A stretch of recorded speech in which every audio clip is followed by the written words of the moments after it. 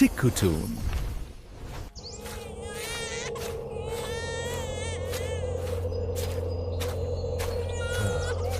बस थोड़ा और, मुझे रुकना नहीं है। अगर आज मैं गिर गया तो इस निर्दोष बच्चे का लहू इस मिट्टी में मिल जाएगा, लेकिन मैं ऐसा कतई नहीं होने दूंगा।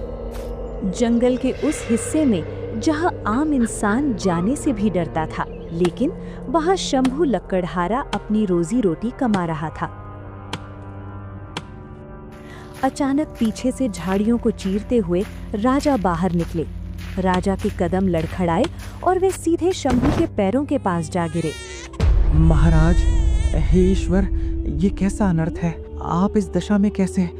आपके अंगरक्षक कहाँ हैं? आपकी वो विशाल सेना कहाँ है महाराज? वो सेना अब मेरी नहीं रही शंभू। गद्दारी ने मेरे महल की नींव हिला दी है। अपनों के ही विश्वासघात ने सब राख कर दिया। मेरे पास अब न राज्य बचा है और ना ही समय। लेकिन ये सब कैसे हुआ महाराज? किसने आपके साथ ये छल किया? शंभू, अभी इन सब बातों का समय नहीं है। मेरी सांसें मेरा साथ छोड़ रही हैं। तुम एक नेक और सीधे इंसान हो। तुमने कई सालों तक पूरी ईमानदारी से राज्य की सेवा की है। इसीलिए आज इस अंतिम घड़ी में मैं केवल तुम पर भरोसा कर रहा हूँ। इस बच्चे को ले जाओ शंभू। इसे अपना नाम दो, इसे अपनी पहचान दो। इसे कभी मत बताना कि इसके पिता एक राजा थे, वरना काल इसे ढूंढ लेगा और मौत का वो तांडव फिर शुरू हो जाएगा। लेकिन महाराज, मैं एक गरीब लकड़हारा, मैं महल के इस चिराग को कैसे पाल पाऊंगा? मुझ में इतनी सामर्थ्य कहाँ? और आपका क्या होगा? मेरा अंत करीब है। मेरी आखिरी इच्छा यही है कि मेरी देह को यहीं इसी वक्त आग के हवाले कर देना। किसी को पता न चले कि राजा का अंत कहाँ और कैसे हुआ। और सुनो, जब ये बालक 21 साल का हो जाए तब इसे ये कहना, महल की भस्म में वजूद तेरा खो गया, मिट्टी के नीचे तेरा सिंहासन सो गया। ढूंढना उस पेड़ को जो कुदरत के नियम तोड़े, पश्चिम की दिशा से जो अपनी पीठ मोड़े। भस्म, मिट्टी, सिंहासन। महाराज, इस पहेली का क्या अर्थ है? मैं क्या समझूं? लेकिन राजा के पास अब और शब्द नहीं थे। उन्होंने एक लंबी और गहरी सांस ली। उनका शरीर धीरे धीरे शांत हो गया और हाथ शंभू के हाथों से फिसल गया। राजा ने दम तोड़ दिया था। जंगल के सन्नाटे में अब एक मासूम बच्चा था, एक हैरान लकड़हारा और एक ऐसी रहस्यमयी पहेली जिसका जवाब शायद वक्त के गर्त में छिपा था। शंभू भारी कदमों से अपनी झोपड़ी की तरफ बढ़ रहा था। आज उसके कंधे पर लकड़ियों का गट्ठर नहीं था, बल्कि कपड़ों में लिपटा वो बच्चा था जिसके भाग्य का बोझ लकड़ियों से कहीं ज्यादा भारी था। आज इतनी देर क्यों हो गई? और ये आपके कपड़ों पर खून कैसा? आप ठीक तो हैं? हे नारायण, ये किसका बच्चा है? कितना ओज, कितना तेज है इसकी चेहरे पर। कौन है ये भागा जो इस हालत में आपको मिला? आज से ये हमारा बेटा है राधा। जंगल में इसके माता पिता को जंगली जानवरों ने मार डाला। बस इतना ही याद रखना। इसके अतीत के बारे में ना तुम कभी पूछोगी ना मैं कभी बताऊंगा। ये बात आज इसी वक्त यहीं दफन हो जानी चाहिए। समझ गई तुम? मैं क्यों पूछूंगी? मैं तो बरसों से एक औलाद के लिए तरस रही थी। आज माँ संतोषी ने मेरी सूनी गोद भर दी है। मैं इसे अपनी जान से भी बढ़कर पालूंगी। राधा ने बच्चे के माथे को चूमा, लेकिन शंभू की आंखों में सुकून नहीं बल्कि खौफ था। उसने खिड़की से बाहर घने अंधेरे जंगल की ओर देखा, जहां से वो अभी-अभी एक राजा की लाश को जलाकर आ रहा था। समय का पहिया 21 साल घूम चुका था। कुटिया के भीतर राधा चूल्हे पर रोटियां सेक रही थी, लेकिन उसकी नजरें बार बार बाहर आंगन में बैठे प्रताप पर टिक जाती थीं। प्रताप, जो अब एक सुगठित शरीर और ओजस्वी चेहरे वाला युवक बन चुका था। कुटिया के कोने में बैठा शंभू खामोशी से बीड़ी पी रहा था, पर उसकी आंखों में वही पुराना डर आज भी कायम था। सुनिए जी, देख रहे हैं अपने बेटे को। पूरे गांव की हर माँ यही चाहती है कि उसका दामाद प्रताप जैसा हो। अब तो वो बड़ा हो गया है। मुझे लगता है अब हमें और देर नहीं करनी चाहिए। मैंने पड़ोस के गांव के मुखिया की बेटी के बारे में सोचा है। घर में बहू आएगी तो इन बेरंग दीवारों में फिर से खुशियां लौट आएंगी। खुशियाँ? राधा, पिछले 21 सालों से मैं हर सुबह इसी एक खौफ के साथ जागता हूँ कि कहीं ये खुशियाँ रेत की तरह मेरे हाथ से फिसल ना जाएं। जिसे तुम एक साधारण बालक समझ रही हो, वो महज एक बच्चा नहीं है, वो एक जलती हुई मशाल है। आप फिर वही पुरानी और डरावनी बातें लेकर बैठ गए। महल, गद्दारी, आखिर क्या राज छुपा रहे हैं आप इतने सालों से? क्यों आप उसे आम लड़कों की तरह जीने नहीं देते? शंभू कुछ कहने के लिए मुंह खोलता ही है कि तभी प्रताप की परछाई चौखट पर उभरती है। वो आकर खड़ा हो जाता है। बापू के मन में कोई राज नहीं, बस मेरे लिए जरूरत से ज्यादा फिक्र है। और पिताजी, रही बात शादी की, तो आप जहाँ कहेंगे मैं सिर झुकाकर वहाँ 7 फेरे ले लूंगा। आपकी और माँ की पसंद ही मेरी पसंद है। लेकिन बापू, एक चीज है, शादी से पहले मैं सोचता हूँ कि थोड़ा धन और कमा लूं ताकि आपकी बहू का स्वागत धूमधाम से हो सके। अब तो मैं 21 साल का भी हो गया हूँ। अब तो मुझे जंगल के उस भीतरी हिस्से में जाकर लकड़ियाँ काटने की अनुमति दे दीजिए। आप मुझे हमेशा उस तरफ जाने से क्यों रोकते हैं? नहीं बेटा, कभी नहीं। वो जगह शापित है, वहाँ की हवाओं में मौत का वास है। वहाँ जो भी गया वो कभी लौट कर नहीं आया। बापू, अगर मैं डरकर घर में बैठा रहा तो लोग मुझे निठल्ला और कायर कहेंगे। अगर आप नहीं ले जाएंगे तो मैं खुद अपना रास्ता ढूंढ लूंगा, पर आज मैं रुकने वाला नहीं हूँ। शंभू जानता था कि अब प्रताप को रोकना मुमकिन नहीं है। जिस तूफान को उसने 2 दशकों तक अपनी छाती में दबाकर रखा था, आज उसका बांध टूटने ही वाला था। नियति उसे उसी जगह वापस खींच रही थी जहां से ये कहानी शुरू हुई थी। हाँ हाँ चल, लेकिन याद रखना, मैं तुझे ये पहली और आखिरी बार ही ले जा रहा हूँ। फिर वो दोनों जंगल की ओर चलने लगते हैं।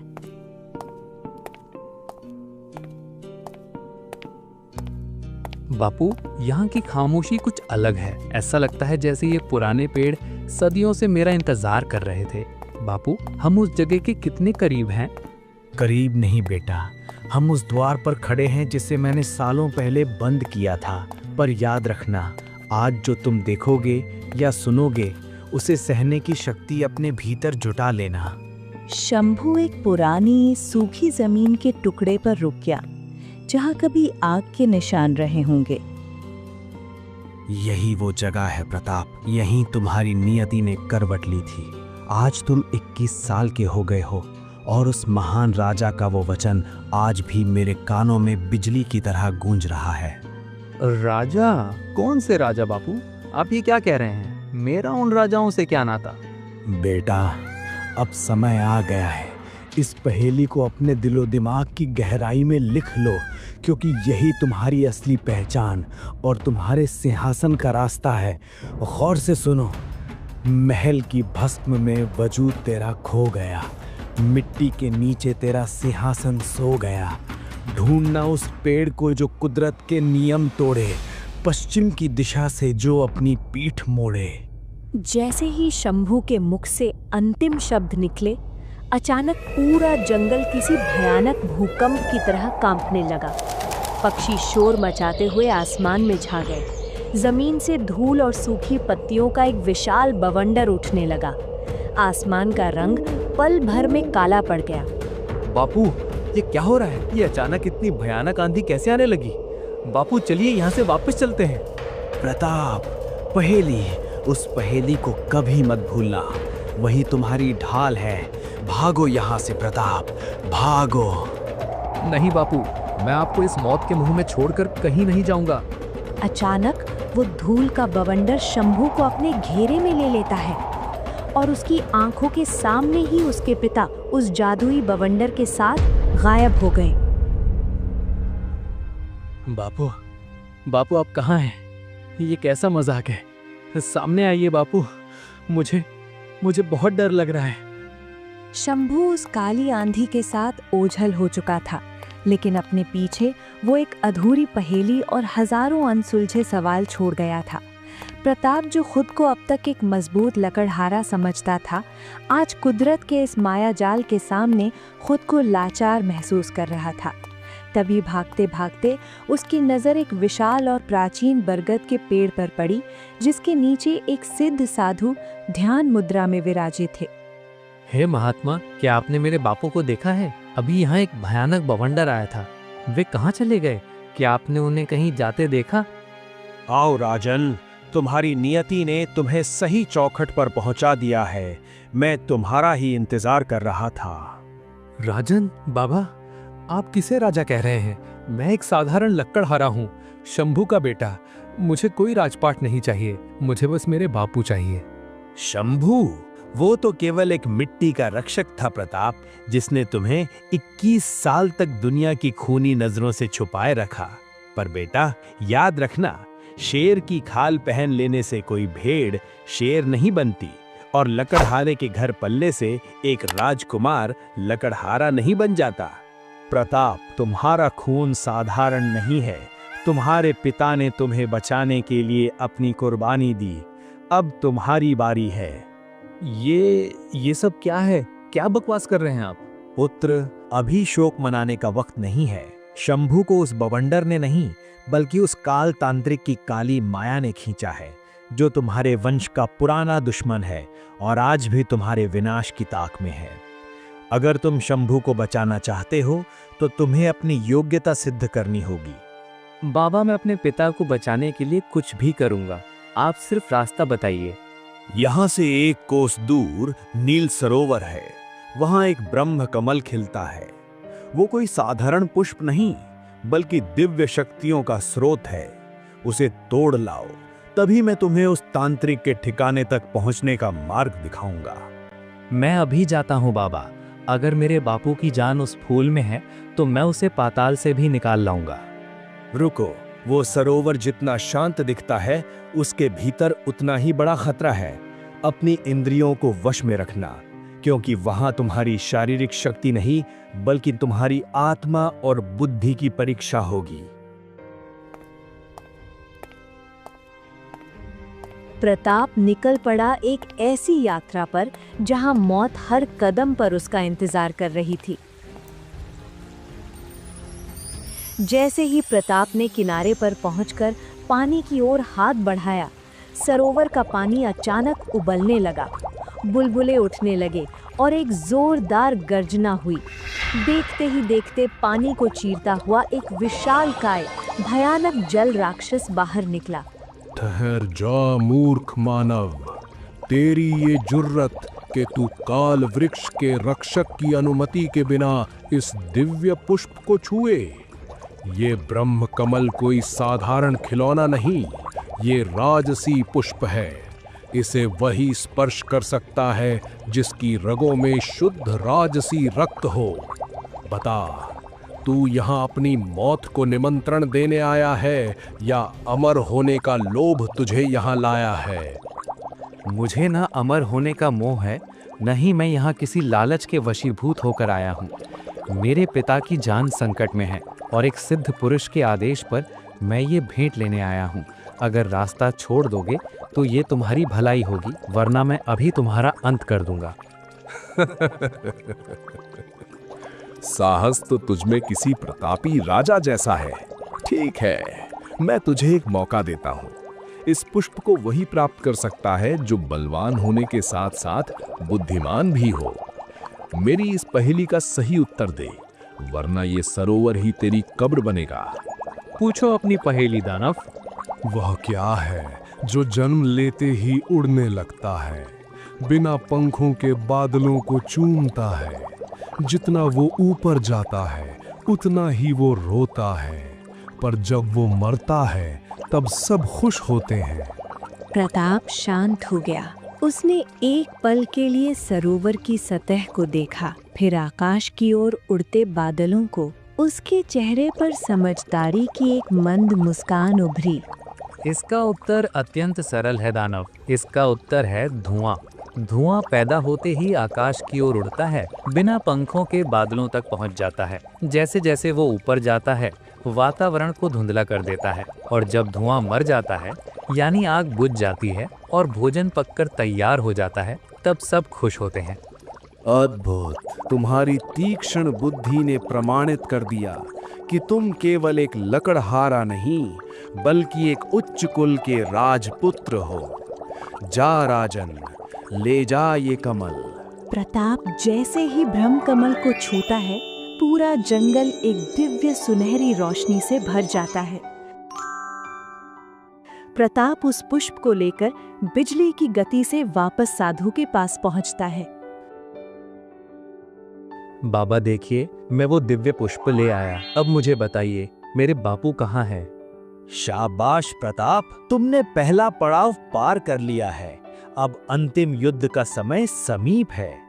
इस कमल की शक्ति को अपने पास रखो और उस ओर बढ़ो जहां नियति तुम्हें पुकार रही है। पर याद रखना, महल की भस्म में वजूद तेरा खो गया, मिट्टी के नीचे तेरा सिंहासन सो गया। ढूंढना उस पेड़ को जो कुदरत के नियम तोड़े, पश्चिम की दिशा से जो अपनी पीठ मोड़े। यही पहेली, यही तो मेरे बापू ने गायब होने से ठीक पहले कही थी। बाबा, आखिर इसका संकेत किस ओर है? इसका अर्थ तुम्हें वो विचित्र पेड़ ही बताएगा। जाओ प्रताप, आगे बढ़ो, तुम्हारा साम्राज्य तुम्हारा इंतजार कर रहा है।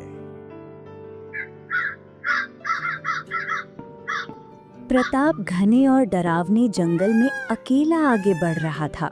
हवाओं में एक अजीब सी सिसकारी थी, जैसे कोई अदृश्य शक्ति रो रही हो। सन्नाटा इतना गहरा था कि प्रताप को अपनी ही धड़कनें साफ सुनाई दे रही थीं।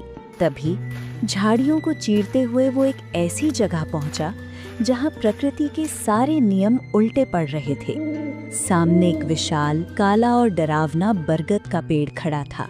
ये कैसे संभव है? सूरज पश्चिम में है और परछाई भी पश्चिम की ओर। यही तो वो पहेली थी। ढूंढना उस पेड़ को जो कुदरत के नियम तोड़े, पश्चिम की दिशा से जो अपनी पीठ मोड़े। यही है वो जगह, यही है मेरे बापू तक पहुंचने का रास्ता। जैसे ही प्रताप ने उस पेड़ के तने को छुआ, एक गड़गड़ाहट हुई और तने के बीचों बीच एक गुप्त द्वार खुल गया।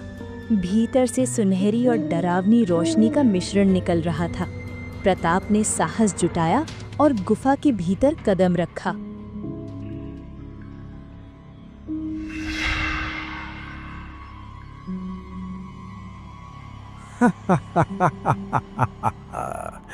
बस कुछ ही क्षण, 21 साल का लंबा इंतजार आज खत्म होने वाला है। इस पाषाण मूरत के भीतर सोया हुआ राजसी रक्त अब मेरे मंत्रों की शक्ति से जागेगा। इस मूरत के गर्भ से मेरा पुत्र जन्म लेगा, एक ऐसा अजेय दानव जो कभी नहीं मरेगा और पूरी दुनिया पर मेरा साम्राज्य होगा। ओ लकड़हारे, उठ जा, देख, आज ये करिश्मा तू अपनी आंखों से देख। जिसे तूने सोचा था कि तूने बचा लिया, उसे तू ही मेरे पास खींच लाया। उस दिन जब राजा की चिता जल रही थी, मैंने अपनी आंखों से तेरा पीछा किया था, पर मुझे इंतजार था इस महासंगम का, जब वो बालक 21 साल का हो जाए और उस पहेली को उसी पवित्र मिट्टी पर दोहराए। तेरी उस एक भूल ने मेरा काम आसान कर दिया। नहीं, मुझे मार डाल तांत्रिक, मुझे भस्म कर दे, पर उस निर्दोष बच्चे को छोड़ दे। उसने तेरा क्या बिगाड़ा है? वो मेरा दुश्मन नहीं, वो तो मेरी कुंजी है। उसके शुद्ध राजसी खून से मैं वो दानव योद्धा पैदा करूंगा जिसे कोई शस्त्र नहीं काट सकेगा। ठहर जा धर्मी, ना तो आज यहाँ कोई शैतानी जन्म लेगा और न ही किसी निर्दोष का रक्त बहेगा। मेरे बापू को अभी इसी क्षण मुक्त कर दे, वरना आज इस पाताल लोक में तेरी धूर्तता का सदा के लिए अंत होगा। तांत्रिक की आंखें आश्चर्य से फैल गईं। उसने प्रताप के हाथ में चमकते उस पुष्प को देखा जिसकी आभा पूरी गुफा में फैल रही थी। ब्रह्म कमल, एक मामूली लक्कड़हारा उस सुरक्षित सरोवर से दिव्य पुष्प ले आया। लेकिन ठीक है, मैंने भी कोई कच्ची तपस्या नहीं की है। नियति ने मेरा काम और आसान कर दिया। आज ये ब्रह्म कमल भी मेरा होगा और तेरा राजसी रक्त भी इसी वेदी पर चढ़ेगा। प्रताप, भाग जा बेटा, ये मायावी है, ये तुझे अपनी तांत्रिक शक्तियों से निगल जाएगा। मेरी चिंता मत कर, तो अपनी जान बचाकर भाग जा। नहीं बाबू, अब मैं भागूंगा नहीं, अब मैं लड़ूंगा। आज इस अधर्मी का अंत मेरे ही हाथों लिखा है। तांत्रिक ने अपने मंत्रों का उच्चारण शुरू किया। उसके हाथों से आग के भयानक गोले निकले और सीधे प्रताप की ओर लपके। लेकिन जैसे ही वे आग की लपटें प्रताप को छूने वाली होती, ब्रह्म कमल से एक सुरक्षा कवच निकलता और उन गोलों को राख कर देता। तांत्रिक ने एक के बाद एक कई प्रहार किए, पर प्रताप अडिग खड़ा रहा। तभी प्रताप के कानों में साधु की वो चेतावनी गूंजी, वहां तुम्हारी ताकत नहीं, तुम्हारी आत्मा की परीक्षा होगी। जैसे ही तांत्रिक अपनी तलवार उठाकर प्रताप पर अंतिम प्रहार करने के लिए झपटा, प्रताप उस ब्रह्म कमल को उस पाषाण मूर्ति के चरणों में रख दिया।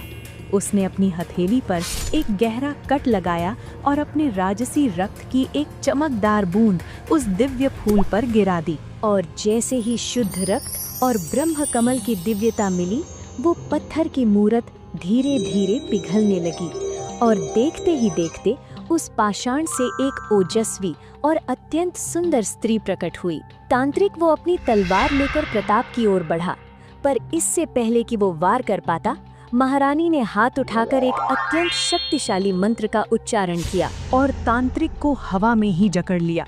वो अपनी ही शक्तियों के जाल में फंसकर गुफा की दीवार से चिपक गया। प्रताप ने फुर्ती से जाकर शंभू की जंजीरें काट दी। शंभू लड़खड़ाते हुए उठा और जैसे ही उसकी नजर महारानी पर पड़ी, वो सन्न रह गया। महारानी सा, आप जीवित हैं। हे ईश्वर, मैं तो पिछले 21 सालों से यही समझ रहा था कि वो काला दिन सब कुछ लील गया। हाँ शंभू, जब ये तांत्रिक हमारे मासूम बेटे की बलि देने राजमहल की दहलीज लांघ आया था, तब हम सब इसकी काली शक्तियों के सामने असहाय हो गए थे। महाराज हमारे कलेजे के टुकड़े को बचाने के लिए उसे लेकर जंगल की ओर भागे, पर वे मुझे नहीं बचा सके। तांत्रिक मुझे बंदी बनाना चाहता था, इसलिए मैंने अपनी बची हुई सात्विक शक्तियों का आवाहन किया और स्वयं को पत्थर में बदल लिया, ताकि ये दुष्ट मुझे स्पर्श तक न कर पाए। मैं 21 सालों से इस पत्थर के भीतर केवल इस दिन का इंतजार कर रही थी। प्रताप ये सब सुनकर स्तब्ध था। उसने शंभू से पूछा, बापू, क्या आप इन स्त्री को जानते हैं? ये सब क्या हो रहा है? प्रताप, यही तुम्हारी असली माँ है पुत्र। इन्हीं की कोख से तुमने जन्म लिया है। मैं तो केवल एक माध्यम था, एक सेवक, जिसने तुम्हें पाल पोस कर बड़ा किया ताकि तुम अपने वंश का गौरव वापस ला सको। ये क्या कह रहे हैं आप बापू? फिर शंभू प्रताप को सारी सच्चाई बता देता है। प्रताप की आंखों से आंसू बहने लगे। उसने अपनी माँ के चरणों में सिर झुकाया और भावुक हो गया। माँ, अब इस नीच तांत्रिक का क्या किया जाए? इसे मारना इसके पापों की कम सजा होगी प्रताप। इसे यहीं इसी अवस्था में छोड़ दो। मेरी शक्तियों का घेरा इसे हजारों सालों तक इसी गुफा में कैद रखेगा। न ये मर पाएगा, न यहाँ से हिल पाएगा। यही इसका दंड है। गुफा से बाहर निकलते ही जंगल का सन्नाटा खत्म हो चुका था। पक्षी चहचहा रहे थे और हवाओं में एक नई ताजगी थी। प्रताप ने एक हाथ अपने पालक पिता शंभू का थाम रखा था और दूसरे हाथ में अपनी माँ का हाथ। उसने उस दिन केवल अपना राज्य नहीं जीता था, बल्कि अपनी पहचान और अपने माता पिता का खोया हुआ मान भी प्राप्त कर लिया था।